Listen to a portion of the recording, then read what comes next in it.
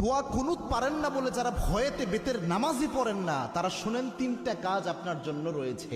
এই তিনটা কাজ করলে বেতের নামাজের পরিপূর্ণ সওয়াব আপনি পেয়ে যাবেন। সুবহানাল্লাহি বিহামদি। ইসলাম যে কত সহজভাবে আপনাকে সমাধান দিয়েছে কল্পনা করতে পারবেন না। এই যে বেতের নামাজে যে দোয়া কুনুতটা আমরা পড়ি, এটা কিন্তু অনেকের মুখস্থ হয় না, যার কারণে অনেক বড় দেখে অনেকে বেতের নামাজই পড়ে না যে আমি দোয়া কুনুত পারি না, আমি কি বা পড়বো। অথবা অনেকে এমন রয়েছে বেতের নামাজে দাঁড়িয়ে দোয়া কুনুতের সময় চুপ করে থাকে, একটা শব্দ করে না, এরকম আছে অনেকে। তো এরকম কোনোটাই মাধ্যমেই আপনার কিন্তু দোয়া কুনুতের যে হক এটা আদায় হচ্ছে না। এবং বেতের নামাজ এটা কিন্তু ওয়াজিব একটি নামাজ, এই নামাজকে আপনি ইচ্ছা করে ছেড়ে দিতে পারবেন না, এবং ওয়াজিব সবসময় চাইলে আপনি তরক করতে পারবেন না। এই জন্য বেতের নামাজ গুরুত্বপূর্ণ।